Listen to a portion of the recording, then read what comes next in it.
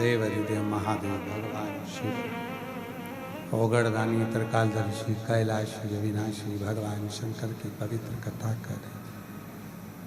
शिव महापुराण की कथा वर्णन कर रही है, शिव तत्व कह रहा। औरव ऋषि ओम के नाद में शिव को बिठाकर हृदय में विराजमान कर ले।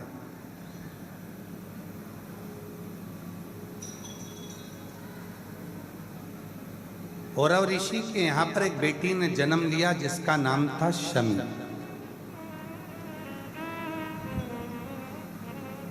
जिस शमी का पत्ता आप शिव जी को चढ़ाते हो, ये जो शमी का वृक्ष है, जो शमी का पेड़ है, ये शमी औरव ऋषि की बेटी है।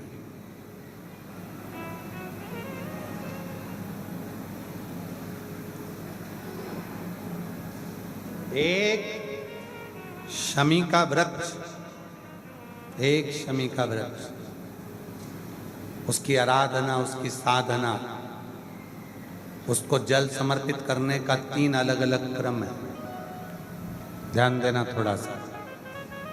शरीर में बीमारी है, रोग हो गया, डॉक्टर का इलाज चल रहा है, खूब अच्छे से इलाज करवाओ, सारी जांचें कराओ, सब कुछ करो, और अगर बीमारी खत्म नहीं हो रही है, समाप्त नहीं हो रही है, तो शनिवार के दिन शनि प्रदोष पड़े, प्रदोष काल में शमी के वृक्ष के नीचे जल चढ़ाकर एक ही लोटे से 7 बार जल गिराकर, जहां जल गिराओगे वहीं पर लंबी बत्ती का एक दिया सरसों के तेल का लगाना प्रारंभ कर दो। शरीर का रोग मिटकर ही रहेगा और शरीर ठीक होकर ही रहेगा। दूसरा, धन की कमी है, संपदा नहीं है, पैसा नहीं आ रहा, व्यापार नहीं चल रहा, कहीं से आवक नहीं हो रही, बहुत कष्ट का समय चल रहा है। शमी के वृक्ष में, शमी के वृक्ष के नीचे जब जाएं, और शमी के वृक्ष के नीचे सोमवार के दिन और शुक्रवार का दिन, दोनों दिन में से कोई सा भी एक दिन पकड़ लें, जिस दिन हमें शमी के वृक्ष के नीचे जाकर घी का एक दीप समर्पित करना है और 7 चावल के दाने समर्पित करना है। उसी का एक चावल का दाना उठाकर शंकर के शिवलिंग में ले जाकर चढ़ाना है। आपको मालूम ही नहीं पड़ेगा कैसे आप धीरे धीरे संपदावान बनते चले जाएंगे। शमी का पौधा वैभव देना प्रारंभ कर। शमी मेहनत आपकी है, संघर्ष आपका है, आपको परिश्रम भी करना है और साथ में ये क्रम भी करना। तीसरा, यदि कोई व्यक्ति नशे में धुत हो जाए और नशा समाप्त ही नहीं होता, मदिरा के नशे में इतना डूब गया कि वो छोड़ने को तैयार नहीं, शमी के वृक्ष के नीचे शिवलिंग का निर्माण करो और शिवलिंग का निर्माण कर कर उसी पर 7 बार जल चढ़ाना प्रारंभ करो।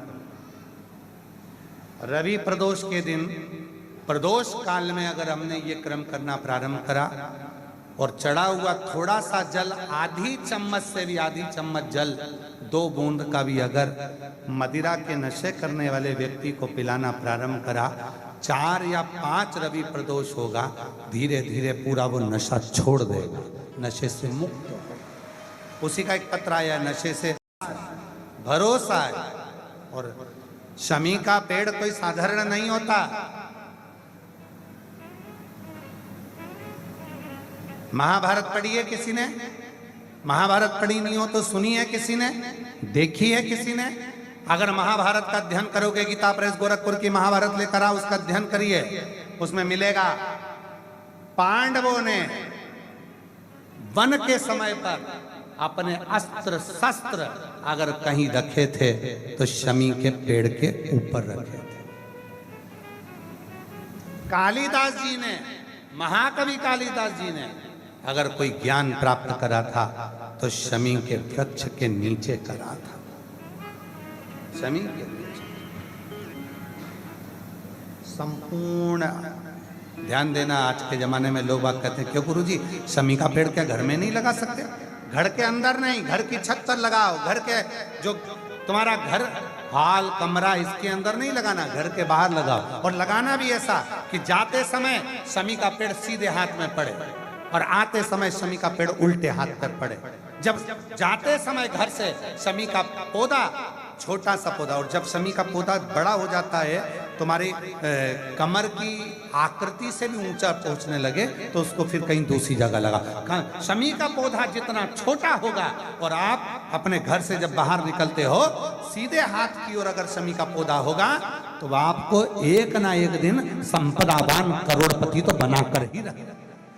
शमी के पौधे में वो बने। पर पौधा कितना बड़ा चाहिए? जम के बोलो जरा। शमी का पेड़ नहीं, शमी का छोटा सा पौधा जब हमारे घर से निकले तो हमारे सीधे हाथ पर पड़े और जब हम घर पर आए तो हमारे उल्टे हाथ पर पड़े। क्यों? जब शमी का पौधा घर में आते समय उल्टे हाथ पर रहता है तो हमारे पीछे अगर किसी ने भी कोई टोना कर दिया, कोई टोटका कर दिया, कोई कुछ भी कर दिया तो वो हमारे घर के अंदर प्रवेश नहीं करता, वो बाहर की बाहर रह जाता।